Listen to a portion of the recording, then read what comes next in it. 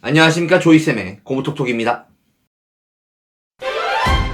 좋아요와 구독 땡큐. 드디어 코로나 덕에 연기되고 더 미뤄야 한다, 그냥 이 기회에 9월 학기제를 해야 된다, 뭐 이런 모든 주장을 뚫고 2021년 수능이 끝났습니다. 수험생분들 너무 고생 많으셨고요.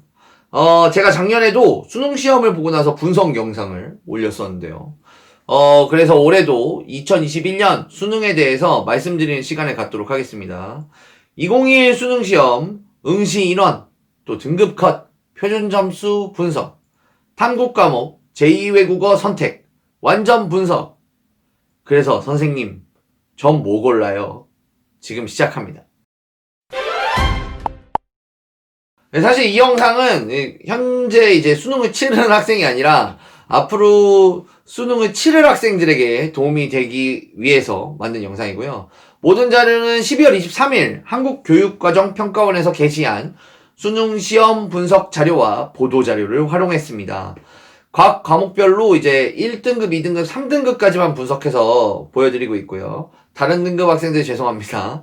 다음 수능을 준비하실 중고등학생들한테 꼭 도움이 되었으면 좋겠습니다.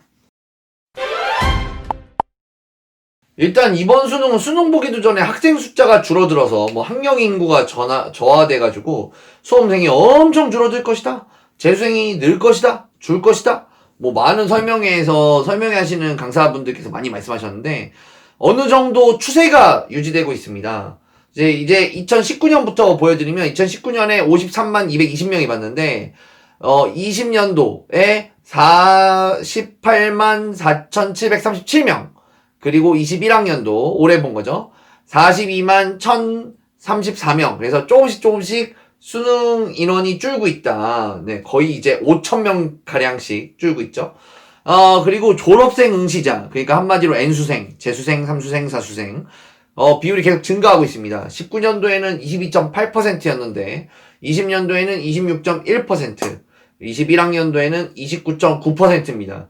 제가 수업할 때 어떻게 얘기하냐면 학생들한테, 야, 여기 4명 있잖아, 이 중에 1명 재수다, 여기 8명 있잖아, 이 중에 2명 재수한다, 이렇게 얘기했었어요. 보통 25%가 재수했으니까. 근데 올해 기준으로 이제 30%니까 앞으로는 3분의 1이 재수한다는 말이 더 맞고, 학생들이 재수하는 게 옛날에는 약간 재수하는 게 약간 좀 이렇게 제때 무언가를 잘 못한 학생의 느낌? 이런 게 있었는데 요즘엔 재수하는 거는 우등생입니다. 네, 공부 잘하는 학생들이 재수를 하니까요. 정리해드리자면 전체 응시 인원은 끊임없이 줄어들고 있는 추세가 유지되고 있고, N수생의 비율은 점점 높아지고 있는 그런 추세가 높아지면서 여전히 이제 학령 인구가 저하돼가지고 상위권 학교에 가는 게 쉬워지냐? 아니죠. N수생이 많아졌기 때문에 여전히 상위권 학교들에 가기는 어렵다고 볼 수 있겠습니다. 짜잔, 국어 영역입니다. 변환 표준 점수가 가장 높은 과목입니다. 무려 144점. 작년에는 140점이었고요. 그리고 작년에 가장 높았던 단어는 그 과목은 수학 나였어요. 문과 수학. 근데 올해는 국어가 1등이죠. 작년 방송에 제가 무슨 얘기를 했냐면 앞으로 국어가 변별력을 주는 과목으로 계속 떠오를 것이다. 네, 그래서 국어가 계속 어려운 과목이 될 것이고 학생들 국어 공부 열심히 해야 된다, 이런 얘기를 말씀드렸었는데 지금 등급표를 보셔도 1등급의 범위가 엄청 넓잖아요. 이거는 어려운 문제를 몇 개 틀려도 1등급이 될 수 있다는 뜻입니다. 사실은 원점수 기준으로 88점까지가 1등급이었어요. 그 얘기는 여러 가지로 생각해 볼 수가 있는데 고등학교 2학년 학생 말고 중학생이나 고등학교 1학년 예비고1 학생들에게 국어가 어떤 과목이냐, 공부를 많이 해도 아깝지 않은 과목이 됐습니다. 최상위권에서도 층위가 막 생겼어요. 최상위권, 최상위권, 최상위권, 그냥 상위권, 막 이런 게 막 생긴 거예요. 얘네들이 다 1등급 받는 거죠. 그래서 공부를 많이 해서 막 오버해도 결코 아깝지 않은 과목이 됐다, 수학처럼. 그리고 운행의 2등급으로 떨어질 일 많지 않다. 왜냐하면 예를 들어 어떤 과목 같은 경우는 만점 받으면 1등급, 하나 틀리면 2등급, 이런 과목도 있거든요. 근데 국어는 그런 게 아니라는 거죠. 그래서 공부하는 맛이 있다, 네, 그런 투자할 만한 가치가 있다, 그런 과목이 되었고요. 오히려 2, 3등급이 굉장히 치열하죠. 선생님 뭘 비슷한데 왜 치열하다고 말씀하세요? 라고 말씀하신다면 1등급은 4%고요. 2등급은 7%, 3등급은 12%면 원래는 점수대를 이렇게 표로 그려놓으면은 1등급이 좁고 2등급이 넓고 3등급이 더 넓고 이렇게 나와야 되는데 비슷하잖아요. 이게 치열한 겁니다. 근데 원점수 기준으로 1등급 88, 2등급 82, 3등급 74 이런 상황이고요. 그래서 2, 3등급 경쟁이 좀 치열하고 상위권 경쟁이죠. 사실 3등급 학생까지는 다 잘하는 학생입니다. 국어 74점이다. 근데 망했다 이게 아니고 3등급이다 이러면은 국어 공부할 만하지 않을까? 라는 생각도 들고요. 또 이거를 최근에 국어 선생님한테 여쭤보면은 반대로 해석하시는 분들이 계세요. 어떻게 해석하시냐면 최근 들어서 학생들이 리터러시, 그러니까 읽고 독해하고 뭐 이런 능력이 굉장히 떨어졌다. 학생들이 뭘 읽질 않으니까. 그래서 한국 교육의 목적, 약간 꼰대같이 말씀드리자면 한국 교육의 목적이 뭐냐면 올바른 판단을 할 수 있는 민주시민을 만드는 것이 한국 교육의 목적 중에 하나인데 뭔가 제대로 읽고 제대로 독해할 수 있는 능력이 중요하니까 학생들이 리터러시가 떨어지는 만큼 공부할 만한 가치도 있고 그리고 국어 시험은 계속 변별력을 주는 과목으로 남아있을 것이다 라는 생각이 듭니다. 마지막으로 국어는 이제 최상위 등급 학생들에게는 다소 좀 우호적인 과목, 조금 틀려도 괜찮다. 그리고 가면 갈수록 점점 더 어려운 과목이 되어가고 있습니다. 자, 두 번째 수학 납니다. 우리의 문과 학생들의 최고의 악당 수학 과목이죠. 점수 이야기를 하기 전에 수학가와 수학나의 비율을 좀 보여드리고 싶었어요. 수학가와 나가 이제 수학가를 선택한 비율은 34.3대 1, 그리고 수학나를 선택하신 분들이 65.7대 1 이렇게 나오거든요. 작년까지 비율을 보니까요. 작년까지 비율은 이제 2011년도에 21.7대 1부터 72대 1이었는데 올해 이제 쭉 이과 수학의 비율이 점점점점 늘어나서 31%까지 오고 문과 수학은 72%에서 점점점점 줄어서 64.5%까지 오거든요. 그러니까 우리나라 전체적으로 수능을 거듭하면서 이과 수학의 비중이 올라가는 현상이 관찰되고 있습니다. 그러니까 이과를 선택하는 학생이 많은 거예요. 그래서 이과를 선호하고 이과로 가려는 학생들, 수학가를 보는 학생들이 점점점 많아지고 있다. 이렇게 말씀드릴 수 있고 내년부터는 이제 확률 통계, 미분, 적분, 기하, 벡터 요렇게 선택할 수 있게 되는데 요것도 어떤 비율로 나올지 굉장히 궁금하죠. 이게 수능 역사상 처음 있는 일이니까. 제 예상에는 1대1대1 아닐까? 라는 생각이 들어요. 지금까지는 이과 수학 2대 문과 수학이 1이었다면 이과 수학 1과 1이 기백과 미적으로 1대1로 탁 찢어지면은 예쁘지 않을까? 라는 비수학 전문가입니다. 네, 그냥 예측 있었고요. 어떻게 나올지 기대해 보겠습니다. 수학나 등급 컷입니다. 작년에는 만점의 표준 점수가 149점이었어요. 그래서 문과분들이 수학을 매우 못 봤다. 혹은 문과 수학이 매우 어려웠다. 라고 말씀드릴 수가 있는데 올해는 문과 학생들에 맞게 난이도 조정을 좀 했나? 라는 생각이 좀 들고요. 저는 작년에는 원점수 기준으로 1등급 84였거든요. 2등급 76, 3등급 65.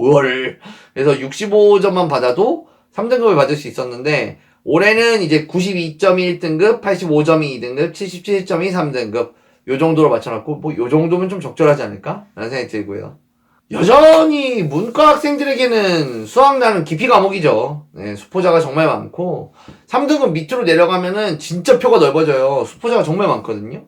그래서 문과 수학은 절대평가적인 요소가 굉장히 더 큽니다. 그래서 킬러 문항 3문제 올해 기준으로 이제 30번 주관식 마지막 번호 맞춘 학생이 전국의 3.5%밖에 안 돼요. 그리고 29번 13.5%가 맞췄고 그런 이제 20번 문제를 20.6%가 맞췄어요. 그러니까 거의 이제 맞추는 학생이 없다. 이런 문제들을. 이런 거를 그냥 맞춘다기보다는 내가 다룰 수 있다. 라는 생각만 하셔도 뭐 그냥 내가 다룰 수 있으면은 1등급이구나. 이 세 문제를. 나머지는 다 맞추면. 그런 상황이고 준킬러 문항 같은 경우는 18번 36%, 21번 38.3%, 주관식 28번 40.1%였는데 요런 것까지 다룰 수 있으면 2등급이다. 이렇게 생각하시면 되겠죠. 그래서 나머지 번호들은 요 6문제를 빼고 나머지 번호는 이제 50% 정도로 이제 유지가 되니까 50% 정도면은 그냥 적정한 거거든요. 문제들이. 사실 수시에서 문과생들이 수시에서 최저 등급 맞출 문과생들은 사실 수학을 그냥 버려버리는 경우가 많아요.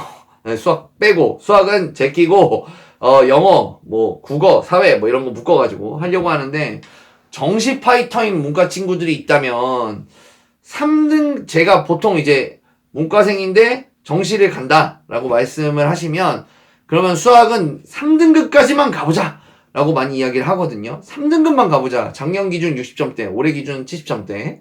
80점 근처 모의고사에서 80점 한 번만 받아보자. 한 번만. 평소엔 못 받아도 되는데 딱 한 번만. 킬러, 준킬러 6문제 전부 빼면 76점이거든요. 24점 빼니까. 거기까지만 어떻게든 가보자. 왜냐면 킬러, 준킬러 6문제 다 뺐어요. 76점 맞췄잖아요. 킬러, 준킬러 문제 한 번으로 찍어. 그리고 운 좋게 하나 맞아. 그럼 80점이잖아요. 갈 수 있거든요. 워낙 문과생들은 포기자가 많아서 4등급보다 낮은 학생 수학이 그러면은 야 요거 조금만 해보자 라고 많이 추천하는 편이고요. 근데 이렇게 말씀을 드리면서도 이 학생들이 수학에 대해 좀 감정이 많으셔가지고 많이 잘 안 하십니다. 자, 다음은 영어입니다. 등급 컷, 당연히 90점, 80점, 70점. 네, 비율을 봐주셔야죠, 비율. 올해 기사 제일 많이 나왔어요. 영어 물수능이라고 너무 쉽게 냈다. 뭐 이러니 너무 많고, 제가 또 영어 선생이니까 제가 할 말이 많죠. 올해 너무 쉬웠다는 기사 너무 많은데, 저는 교육과정 평가는 잘했다라고 생각하고 있거든요. 왜냐하면 어쩔 수 없는 선택이었다고 생각해요. 왜냐하면 코로나 때문에 재수생에 비해서 재학생의 불이익이 굉장히 컸거든요. 아무래도 이거는 N수생들이 너무 야속하게 듣지 않으셨으면 좋겠는데 N수생들은 아무래도 경험이 있으시니까 한번 해봤잖아요. 그래서 뭐 이렇게 변수가 있어도 집에서나 어디서나 또 독서실이 계속 열리지 않았던 건 아니니까 할 수가 있었어요. 학원 같은데도. 그런데 재학생들, 특히 고3 재학생들 같은 경우는 사실은 3월 모의고사를 보고 좀 학기를 진행해 가면서 좀 더 다져지는 그런 맛이 있는데 이 친구들이 3월 모의고사를 언제 봤냐? 4월 20일, 4월 24일인가 쯤에 봤단 말이에요. 그러니까 학기가 너무 늦게 출발해서 고3들이 손해본 건 사실이에요. 근데 그렇다고 그러면 야 이건 공정한 경쟁이니까 뭐 코로나건 뭐건 고3들 너네들 뭐 어쩔 수 없어 다 재수해 뭐 이럴 수는 없잖아요. 그러니까 재수생보다는 재학생을 좀 구제해 줄 수 있는 방법이 좀 필요했는데 만약에 다른 과목의 난이도를 뭐 쉽게 조정하든 어렵게 조정하든 그게 무슨 의미가 있습니까? 재학생한테만 쉬운 게 아닌데 재수생도 같이 쉽고 재수생도 같이 어려운데 근데 영어는 다르죠. 영어는 상대평가인 다른 과목을 조정해봤자 등급컷이 왔다 갔다 하면 의미가 없는데 영어는 90만 넘으면 1등급을 주잖아요. 그러니까 절대평가인 영어를 쉽게 출제하면 최저 등급을 맞춰야 되는 학생들한테는 조금 이익일 수가 있는 거죠. 구제가 되는 거예요. 그래서 열심히 공부한 재학생들의 최저학력 기준을 좀 충족을 용이하게 하려고 교육과정 평가원이 좀 이렇게 계획한 거 아닌가라는 선의의 해석을 하도록 하겠습니다. 네, 저는 그렇게 생각합니다. 저는 단적인 면이 뭐냐면 이게 교육과정 평가원의 출제자들이 귀신들이거든요. 몇 퍼센트에 맞추는 걸 되게 잘하는데 1등급만 늘었어요. 1등급만 숫자가 확 늘고 5% 정도 확 늘고 2, 3등급의 비율을 똑같이 맞췄거든요. 이걸 생각해보면 2등급은 작년과 비슷하고 3등급은 오히려 작년보다 떨어졌어요. 그래서 이런 거 생각해보면 두 가지를 생각해볼 수가 있는데 선의로 생각하면 한국교육과정평가원에서 문제 낼 때 최고로 공부 열심히 한 성실한 학생들은 이제 점수가 많이 올라가지고 1등을 맞게 해주고 어줍잖게 그냥 적당한 2, 3등급한테 적당하다고 얘기하는 건 좀 죄송스러운데 그런 학생들은 그냥 유지되도록 만들어 놓은 게 아닌가라는 생각이 들고요. 그리고 또 다른 한편으로 좀 악의적으로 해석하면 좀 갈등론적으로 사회를 바라보면 온라인 수업을 하잖아요. 그러면은 잘하는 학생들한테는 매우 유리해요. 왜냐하면 현장 수업보다 훨씬 더 많은 문제를 풀 수 있고 아이들이 질문 안 하면 넘어간단 말이에요. 당연히 잘하는 학생들이 질문을 더 많이 합니다. 못하는 학생들이 질문 더 많이 해야 되는데 여러분들은 다 아시잖아요. 잘하는 학생들이 질문 더 많이 해요. 그러니까 잘하는 학생들 위주로 더더욱이 수업이 막 굴러가요. 그러다 보니까 좀 얘가 안 하고 있는 걸 선생님이 직접 가가지고 터치하고 이거 왜 안 했냐 이렇게 관리가 필요하고 더 많은 공부가 필요한 학생들, 중하위권 학생들에게는 온라인 수업 불리하죠. 네, 그래서 그게 이제 1등급만 확 넓어지는 요런 결과로 만들어진 게 아닌가? 라는 또 이제 갈등론적인 해석을 할 수가 있고요. 영어 선생님이니까 조금 깊이 들어가서 문제를 좀 해부해보면 제일 어려웠던 문제는 34번이에요. 이거 비연기의 빈칸 추론 문제였고 네 번째 문제죠. 네 번째 문제 제일 어려워요. 빈칸 추론 중에. 그리고 순서 문제 37번 두 개 중에 두 번째 있는 거 어려운 문제가 37%. 비연계된 요약문 40번 문제가 40%고요. 제목 문제가 24번 문제가 4등이에요. 41%인데 요게 연계된 문제입니다. 수능 영동연습 194페이지. 이거 제가 쳐다봤는데 이걸 연계라고 한단 말이야? 주제만 비슷해요. 주제만 비슷하고 이거는 뭐 내신 때 막 달달달 외워가지고 요거 이 영동연습 외운 학생이 어떻게든 도움됐다라고 보긴 좀 어려울 것 같아요. 그냥 소재가 조금 친숙했다? 이 정도까지는 갈 수 있을 것 같고. 그 다음에 다섯 번째 거 33번은 빈칸 추론인데 빈칸 추론 뒤에 두 개가 어렵잖아요.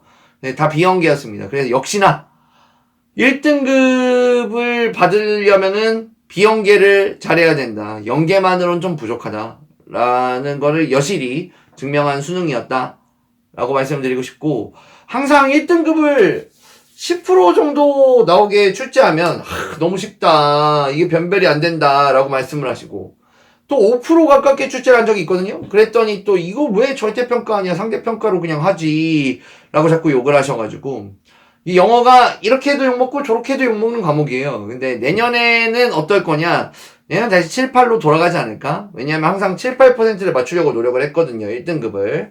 그래서 1등급을 올해 잠깐 뻥튀기 해준 거는 코로나에 대한 재학생들에 대한 그런 배려가 아니었나 저 혼자 생각해보고 있습니다.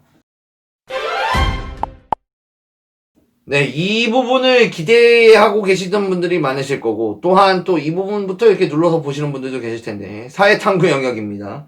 나는 뭘 선택해야 되나, 어떤 과목이 어떤가, 이런 생각 하실 텐데, 이거 작년 영상이랑 같이 보시면 알겠지만, 매번 좀 어느 정도 라인은 있지만 좀 바뀝니다. 네, 참고하시고, 저 이거 어떻게 정리했냐면, 많은 학생이 수강하는 순서로 정리를 했어요. 그래서 제일 많이 선택한 사회 과목은 생활과 윤리입니다.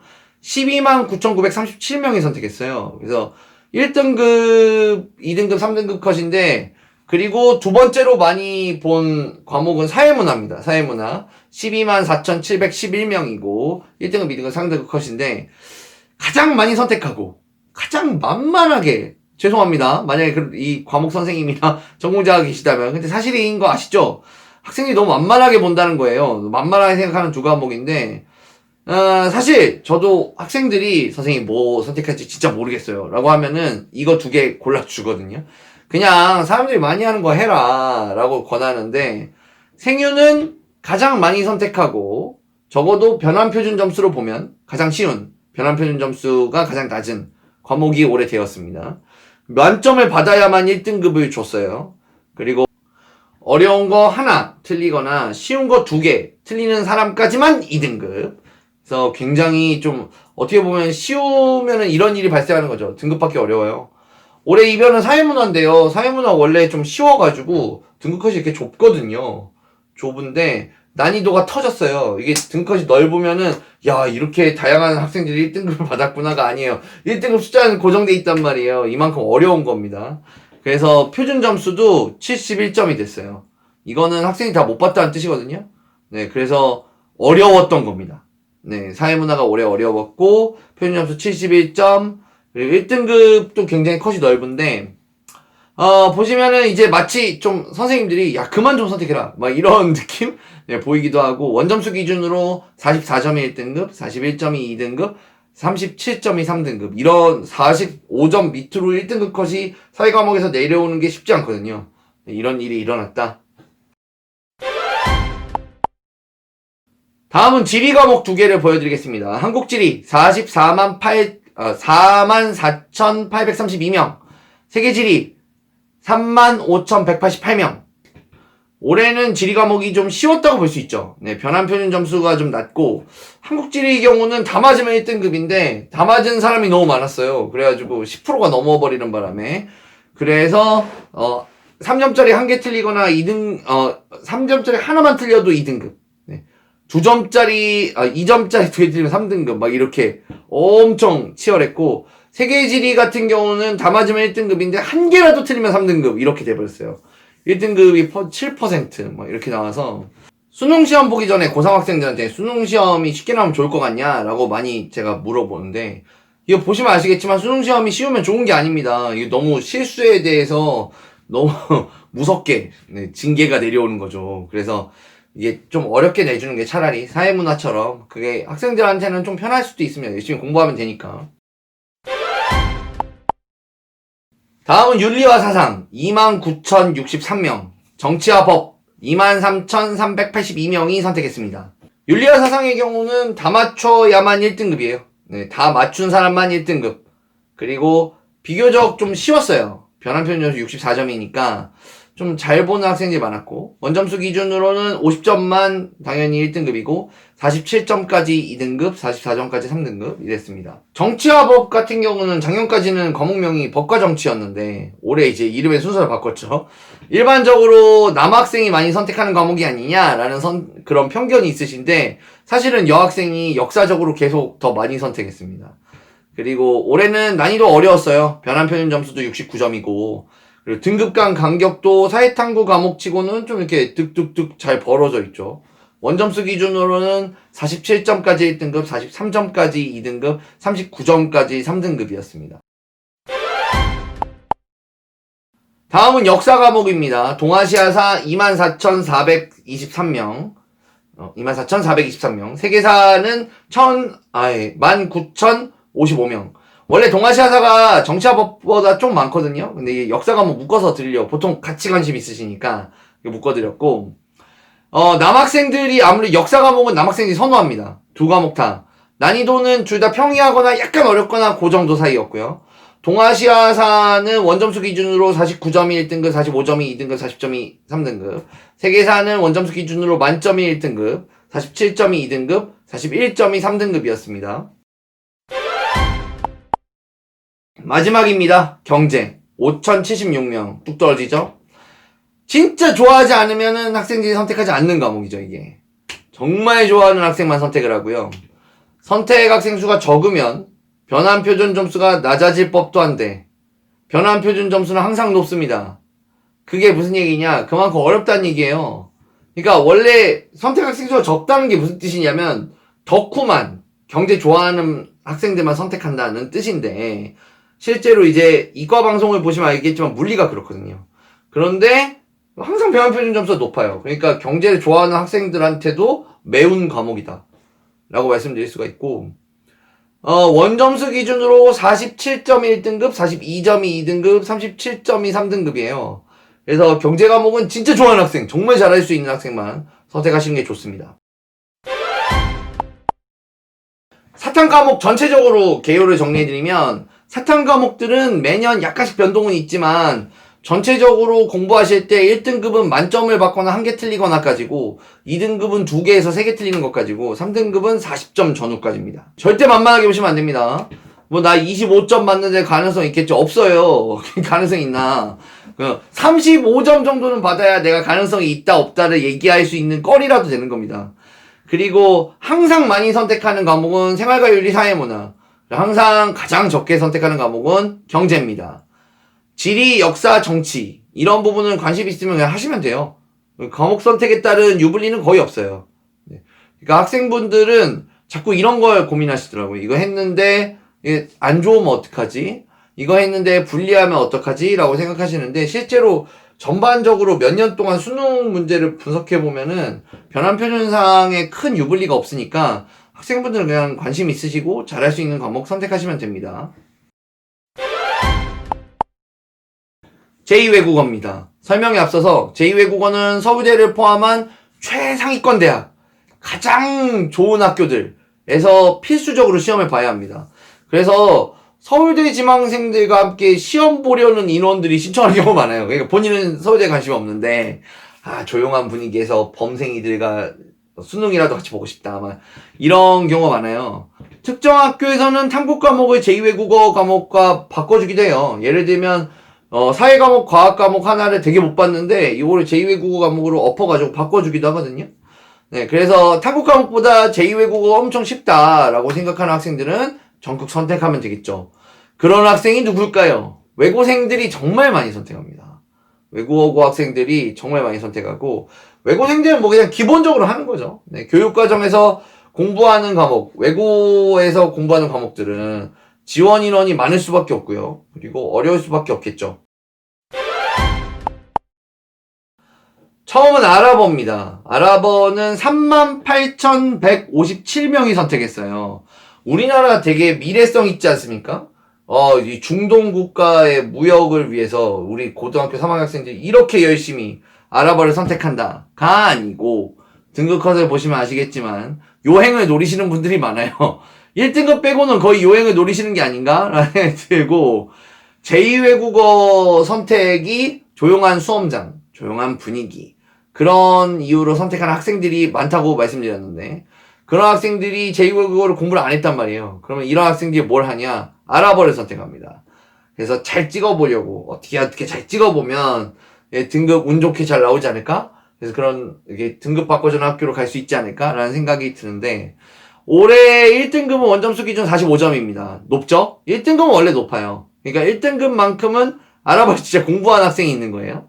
그런데 2등급은 24점입니다. 쫙 떨어지죠. 3등급은 17점. 네, 그러니까 요행이 어떻게 절반 잘 맞추면 2등급을 받을 수 있는 거예요. 그리고 정말 조금 공부해본 학생이면은 2, 3등급 노려볼 수 있지 않을까라고 제 주변에 아랍어 선생님이 말씀해 주셨어요. 정말 조금만 공부해도 절반은 맞출 수 있어 라고 말씀해 주셨는데, 한 번으로 찍으면 10점이잖아요. 그러니까 15점 정도만 맞추면 되는 거죠. 그래서 어떻게 한번 해보려고 하시는 분들이 많은데, 안 좋은 뉴스라고 해야 되나? 네, 현 고2, 그러니까 예비 고3. 2022년 수능부터는 제2외국어가 절대평가로 전환됩니다. 그 얘기는 뭐냐? 40점을 받아야 1등급을 줘요. 그러니까 이제 아랍어 선택은 이제 끝입니다. 이런 요행은 올해가 마지막이다. 안녕 아랍어. 이렇게 안녕 아랍어랑 인사하시고 이제 이렇게 많이 선택하진 않을 겁니다. 네, 이제 내년부터는 아마 아랍어는 뭐 몇천 명 하겠죠. 다음은 일본어와 중국어입니다. 일본어 5,626명, 중국어 3,707명. 일본어, 중국어 진짜 많이 하죠. 많이 하는데 당연히 외고에서 일본어, 중국어를 많이 하잖아요. 그래서 그런 거를 생각해 보시면 굉장히 여러분들이 들어가서 경쟁하시기가 만만치 않은 과목이다 라고 생각하시면 되고, 외고 학생들이 많이 들어가서 일본어는 원점수 기준 46, 42, 38. 46이 1등급, 42가 2등급, 38이 3등급. 중국어는 원점수 기준 48, 45, 41. 48이 1등급, 45가 2등급, 41이 3등급입니다. 사탕 과목처럼 한두 문제 차이로 상위권 등급이 막 갈리죠. 근데 이거 잘 생각하셔야 돼요. 특히 올해 외고에 계시는 분들은 이제 일본어, 중국어 선택할 때 부담이 없죠. 왜냐하면 40점만 넘어도 1등급, 45점만 넘어도 1등급 이렇게 절대평가로 바뀌어버리면 얼마나 좋습니까? 지금 3등급까지 다 1등급이에요. 그래서 절대평가로 바뀌면 외고생들은 무조건 자기 전공 외국어 찍어가지고 등급 받으셔야 됩니다. 다음은 한문. 한문은 외고의 영향이 아니죠. 2631명. 한문 가르치는 외고는 없어요. 외고의 영향이 아니라 순수한 선택의 숫자죠. 그래서 어렸을 때부터 한문 공부하시는 분들이 있잖아요. 한자 능력 시험 뭐 이런 거 보러 다니시고, 제가 가르친 초딩들도 좀 있거든요. 그래서 그런 한문 체질에 맞으시는 분들이 또 계시더라고요. 그런 분들이 많이 하시고, 원점수 기준으로는 이게 좀 높았어요. 49점까지가 1등급, 46점까지가 2등급, 37점까지가 3등급입니다. 다음은 스페인어입니다. 1265명 선택했는데, 스페인어를 가르치는 아주 소수의 외고가 있으니까 조심하셔야 됩니다. 근데 뭐 내년부터는 절대평가니까 상관없죠. 원점수 기준으로 48점이 1등급, 44점이 2등급, 40점이 3등급인데요. 솔직히 프랑스어나 독일어보다 스페인어를 많이 하는 거 좀 충격이지 않습니까? 저는 좀 그런데. 왜냐하면 프랑스어, 독일어를 가르치는 외국어 더 많거든요. 매년 조금씩 높아요, 스페인어가. 아마 좀 선호도가 있는 것 같습니다. 스페인어라는 언어에 선호도가 있는 것 같아요. 뭐 축구 때문인가 혹시? 네. 방금 말씀드린 프랑스어와 독일어입니다. 프랑스어는 1009명, 독일어는 996명이 선택했는데요. 외고에서 좀 많이 선택하고 있죠. 프랑스어, 독일어. 1200명, 1000명 이거밖에 안 돼? 이런 생각이 들 정도인데 생각보다는 1등급을 많이 받습니다. 이 어렵다는 얘기죠. 그래서 프랑스어는 원점수 기준으로 46점까지 1등급, 43점까지 2등급, 39점까지 3등급. 독일어는 44점까지 1등급, 41점까지 2등급, 38점까지 3등급입니다. 베트남어 764명. 뭐야, 베트남어? 이런 게 있어? 왜 이렇게 많이 해? 이것도 약간 요행으로 선택해보는 과목이라고 볼 수 있어요. 인원수는 좀 적은데 3등급 비율을 보시면 아시겠죠? 넓어요. 진지하게 공부하고 선택하는 과목이 아니라는 뜻이죠. 이렇게까지 넓으면. 원점수 기준으로는 48점까지가 1등급이에요. 2등급은 42점인데 3등급이 21점입니다. 그러니까 21점만 넣으면 3등급을 받을 수 있다? 이런 식으로 베트남을 선택하신 거죠. 근데 이것도 마찬가지입니다. 내년부터는 베트남 안녕 이렇게 될 거고요. 마지막으로 러시아어입니다. 494명이 선택했는데 소수예요. 근데 가르치는 외고가 있습니다. 네, 러시아어과가 있는 외고가 있는데 난이도도 비슷하고 표준 점수도 평이하고 네. 그래서 원점수 기준으로 48점까지가 1등급, 44점까지가 2등급, 40점까지가 3등급이었습니다. 제2외국어 과목에 대해서 전체 정리를 해보면 아랍어, 베트남어는 2, 3등급 구간을 좀 비교해보시면 공부하고 선택한 학생이 많지는 않았어요. 근데 내년부터는 절대평가를 한단 말이에요. 그러니까 그나마 이제 이런 학생들, 아랍어랑 베트남어 선택한 학생들은 자기가 좀 그래도 알아볼 수 있는 언어로 빠져나가지 않을까? 한문이나 알파벳타이즈로 돼 있는 독어, 스페인어, 뭐 프랑스어 이런 쪽으로 아니면 한문 좋아하시면 일어, 중어 이런 쪽으로 좀 빠져나가지 않을까? 라는 생각이 들고요. 아마 이 수많은 인원이 다른 언어로 다 빠져나갈 겁니다. 그 외의 과목들은 한문, 중국어, 일본어, 프랑스어, 독어, 러시아어, 스페인어 같은 경우는 변환 표준도 굉장히 비슷하고 등급컷도 굉장히 비슷하게 유지하려고 하는 편이거든요. 1등급은 만점에서 1개 정도 틀리는 학생까지, 2등급은 2~3개 틀리는 학생, 3등급은 40점 전후 학생. 이렇게 사탕과 비슷하게 맞춰놨는데 요 친구들이 절대평가로 전환되면은 좀 이득을 보겠죠. 1, 2등급 학생들이 1, 2등급이 다 1등급이 되는 거랑 마찬가지니까 좀 이득을 볼 겁니다. 그래서 제2외국어도 좀 제가 보기에는 공부할 만한 가치가 있어요. 특히 지금 탐구 과목 정해가지고 공부하시는 학생인데 탐구 진짜 어렵구나 라는 생각이 드시는 학생이면 제2외국어도 한번 옵션에 놔보세요. 네, 좋은 생각인 것 같고 외고생들이 많이 하는 언어로 생각해보면 중어가 제일 많고 일어, 프랑스어, 독어, 러시아어, 스페인어 뭐 이 정도 되는데 별 생각 없이 모의고사를 보면 딱 할 수 있습니다. 어떻게 할 수 있냐면 그냥 일반고 학생들이 뭐 예를 들어 중국어를 선택해가지고 모의고사에 중국어 모의고사를 봐요. 그래서 모의고사 성적표를 받으면 뭐 학내에선 1등인데 전국에선 난리 납니다. 이제 외국어고 애들이 중국어과 애들이면은 중국인인 애들이 많거든요. 그래서 그냥 중국인인 애들. 그래서 그런 친구들과 같이 싸워야 되는 게 여태까지 상대평가의 문제였어요. 그래서 정교석차와 전국속차의 차이 퍼센트가 어마무시했는데 올해부터는 공부할 맛이 나겠죠. 절대평가니까. 정리해드리면서 문과 학생들은 좀 국어 공부를 열심히 하셨으면 좋겠어요. 뭐 이과 학생들도 마찬가지죠. 사실 수학 절대 포기하지 않으셨으면 3등급까지 갈 수 있는 게 어딥니까? 그리고 최저학력 기준 충족을 위해서는 영어를 좀 많이 활용하시면 좋고 그리고 제2외국어가 절대평가로 풀리니까 제2외국어도 해볼 만하다라는 생각이 들고요. 저는 2021 수능 시험 분석 이과편으로 돌아오겠습니다. 지금까지 조이쌤의 공부톡톡이었습니다. 좋아요와 구독 땡큐.